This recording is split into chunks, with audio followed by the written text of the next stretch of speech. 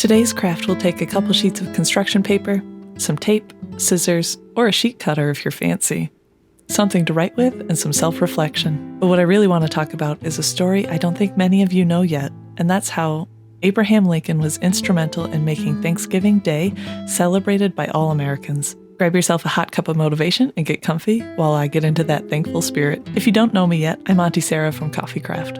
It's my mission to inspire you to create with your own two hands. And today I'd like to do that by sharing how my community has inspired me to reflect on history, even though it was one of my least favorite subjects in school, and what I'm crafting today because of it. The best part of growing a community to me is getting to see the world through a different perspective. About a month ago, I traveled to North Carolina with some friends, and I learned that one friend is highly interested in history, but not just because of the cause and effect of events.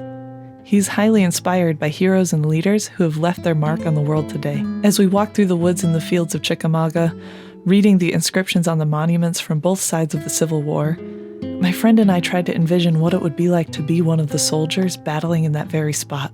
The question that just kept coming to my mind was, how on earth do you truly motivate yourself to show up to a horrifying battle, considering you've walked so far, eaten so little, carried so much, and you've just heard how many of your comrades have died in the last battle, let alone in the last 2 years? My friend's answer is what inspired me to research this very topic today. He thinks that you need a strong ideal to fight for, loyalty to yourself and your squad. You need to have a leader that you truly believe in.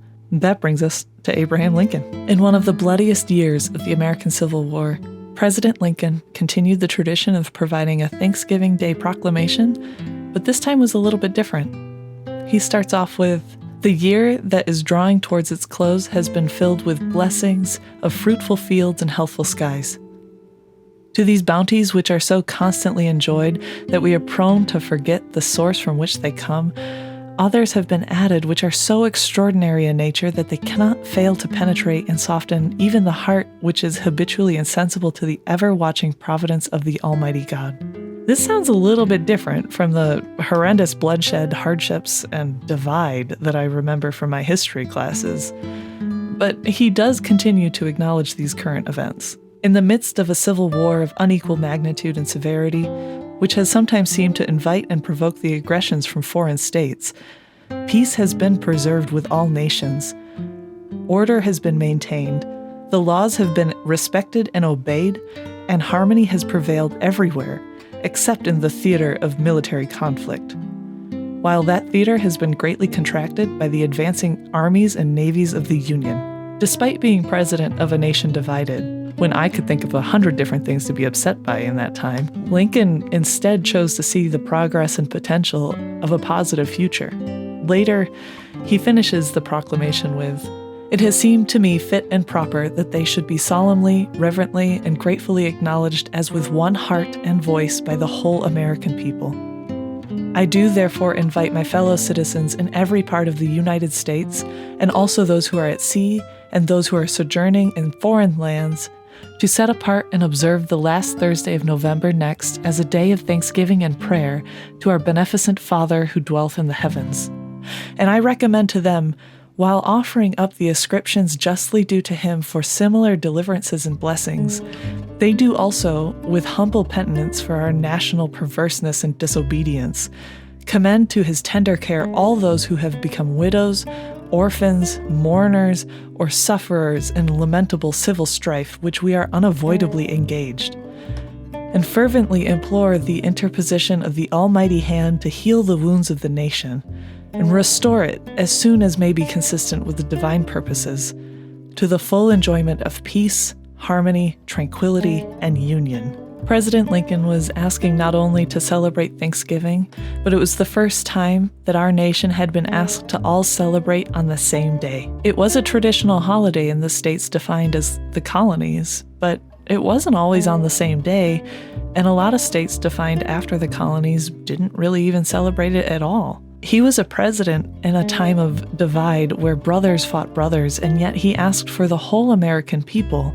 not just the Union, to celebrate together and find things to be grateful for. I remember in school that he was well known for being a symbol of unity and moral guidance, but I was a little surprised that this wasn't used as an example. I find it an interesting parallel that Today, we're still in a nation of political divide, and sometimes it feels like we're being pitted against one another on issues that are quite complex.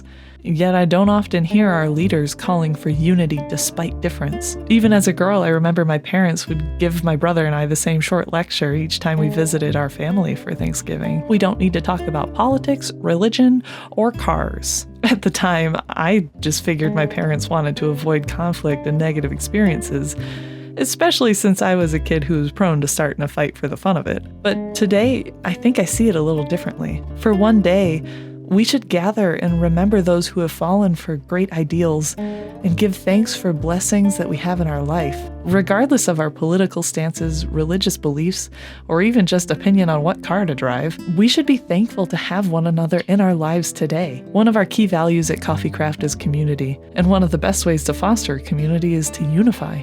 I challenge you to try this craft or a similar one with your family and your friends.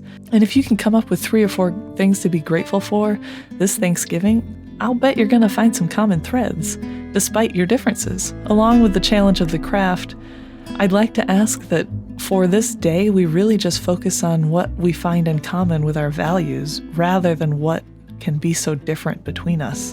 If this kind of value inspires you and you'd like to be a part of our community here at Coffee Craft, all you gotta do is like this video and subscribe to this channel. The issues that we're dealing with in today's world are quite complex, but I truly hope that if we can really focus on the values we've got in common, and we can remember the effects and the events from so long ago, I hope that our society can avoid to make those same mistakes again. Our forefathers 160 years ago could find motivation to see a positive future and give thanks for what was in their lives despite their strong hardships. And I think that to honor them, we should strive to do the same. Thank you again for being a part of Coffee Craft. I hope you have a wonderful Thanksgiving, and I look forward to seeing what we can craft together next time.